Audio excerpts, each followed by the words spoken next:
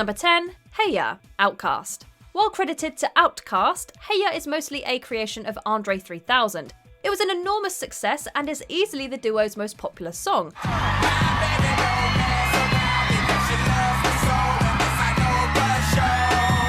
According to Andre, the song was meant to comment on the cold and rather emotionless relationships that were developing in the early 21st century.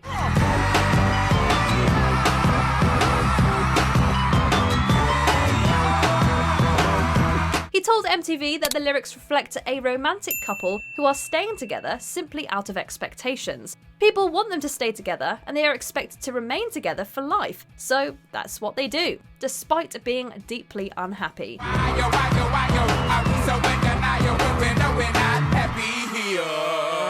The tune's clash between dark lyrics and poppy music is even referenced within the song, with Andre saying, "Y'all don't wanna hear me, you just wanna dance." Y'all don't wanna hear me, you just wanna dance.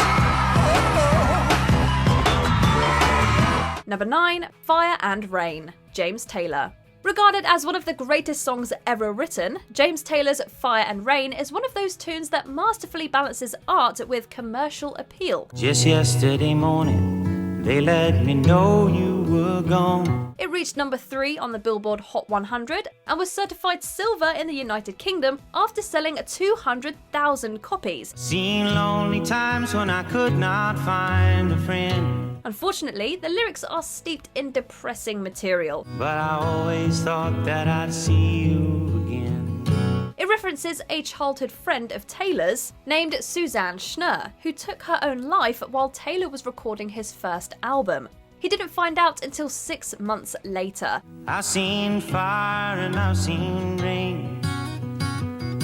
The artist also recounts his substance use disorder and the horrible depression he experienced upon the collapse of his band, The Flying Machine. To talk about things to come. Sweet dreams and flying machines in pieces on the ground. Number 8, Youre Beautiful, James Blunt. The second single from Blunt's debut album, Youre Beautiful, is easily the singer's biggest song. It reached number 1 on the Hot 100 and was eventually certified 4 times platinum in the United States. My love is pure. I saw an angel. Of that I'm sure. It's easy to mistake the song as romantic, owing to its title and pretty chorus. However, as Blunt himself has said, it's kind of miserable. You're beautiful. You're beautiful. You're beautiful. It's true. According to him, the song is an autobiographical account of seeing his ex-girlfriend with a new boyfriend. Shortly after the miserable experience, Blunt returned home and wrote the lyrics in 2 minutes. And I don't know what to do, 'cause I'll never be with you. Journalists have pegged the potential woman as Harry Potter casting assistant Dixie Chasez, whom Blunt had reportedly dated. Number 7, Slide, Goo Dolls. Leave it to the Goo Dolls to sneak a song about teenage abortion onto mainstream radio. Songwriter Johnny Resnick told VH1 that the song is explicitly about a Catholic teenager who becomes pregnant with the speaker's child. I won't say anything at all, so why don't you slide? The line, "Don't you love the life you killed," seems to suggest either a literal terminated pregnancy or the metaphorical death of the girl's life. The following lines depict the complete collapse of her family as she is disowned. Don't you love the life you killed? The priest is on the phone. Your father hit the wall. Your mom disowned you. In the end, the speaker suggests that they run away together, presumably to start a new life away from the church and the girl's furious parents. Oh man, you wanna get married or run away? Talk about depressing. And I'll do anything you ever dreamed to be complete. Yes, I've been nothing that far. Number 6, Little Talks, of Monsters and Men. Icelandic folk band of Monsters and Men debuted with Little Talks, a popular tune that was certified 5 times platinum in the United States.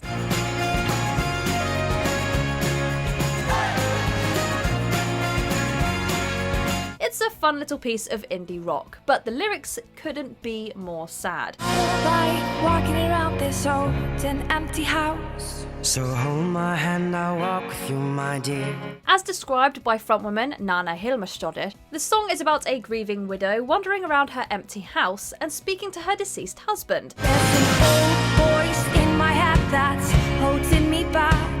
Well, tell her that I miss our little talks. Hilmerstodde provides the female's vocals, while frontman Ragnar Folajon provides those of the deceased male. To make the story even more depressing, Hilmerstodde insinuated in a talk with Interview magazine that the female speaker might have gone insane with grief. You're gone, gone, gone away. I watched you disappear.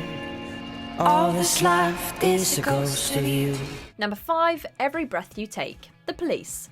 Easily one of the most popular songs ever made, The Police's Every Breath You Take is a real creepy piece of work. Every breath you take, and every move you make. It sounds romantic enough, but that is not what songwriter Sting had in mind. Every step you take, I'll be watching you. The song was written around the same time Sting divorced his wife of 8 years, Frances Tomelty. In his own words, Every Breath You Take is a sinister song about a dangerously obsessive man who is watching an ex-lover. Oh, can't you see? You belong to me. He even credits George Orwell as an inspiration, as the possessive tone of the lyrics was inspired by Big Brother. Basically, this supposed love song that is often played at weddings is really about an ominous stalker.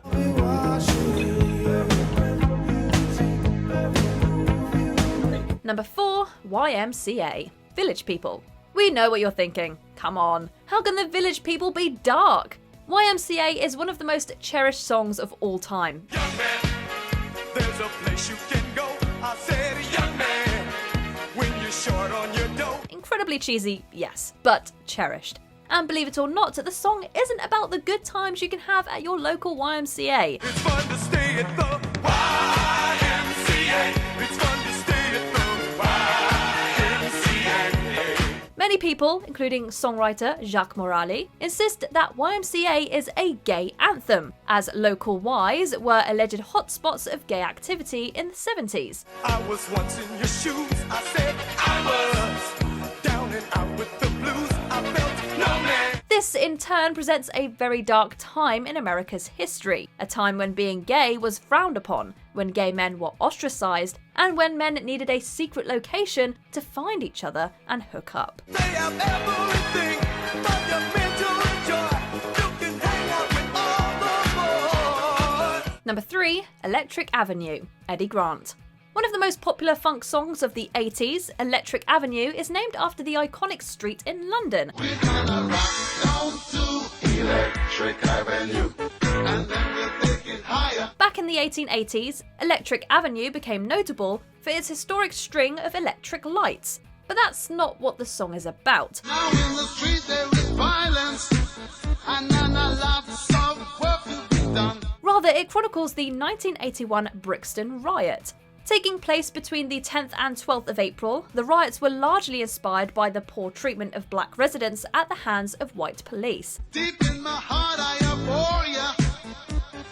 Can't get food for them kids. Fed up with the ongoing racial tensions, the residents broke out in a riot, which resulted in hundreds of injuries and damaged buildings. Grant wrote the song with a sympathetic eye, portraying the rioters as distressed residents suffering from poverty and discrimination. Dealing in multiplication, and they still can't feed everyone. Number 2, Blackbird, The Beatles. Taken off their seminal White album, Blackbird is easily one of the Beatles' greatest and most popular songs. And while it's credited to the Beatles, the song was entirely written and performed by Paul McCartney. Blackbird singing in the dead of night. Take these broken wings and learn to fly. Blackbird can easily be interpreted as some type of inspirational self-help tune, but it actually goes a bit deeper than that, and a lot darker. You're only waiting for this moment to arise. McCartney has gone on record numerous times claiming that Blackbird was inspired by the American civil rights movement of the 1960s. Blackbird fly.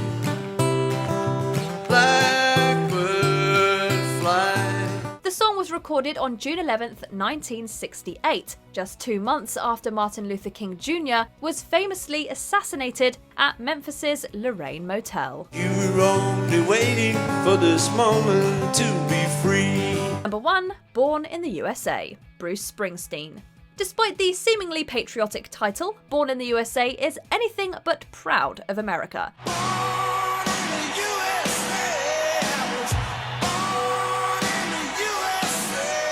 The song is basically the first Rambo movie in musical form. You know, minus the violence. It wasn't my war. You asked me, I didn't ask you. It tells the story of a Vietnam veteran who returns home after the war and is treated like absolute dirt by everyone around him.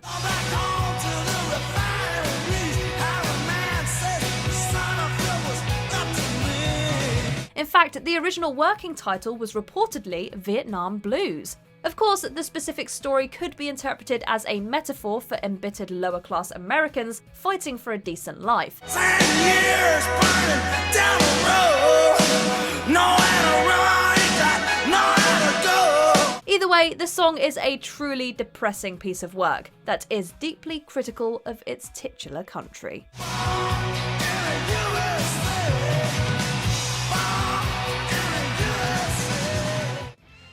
Did you enjoy this video? Check out these other clips from WatchMojo, and be sure to subscribe and ring the bell to be notified about our latest videos.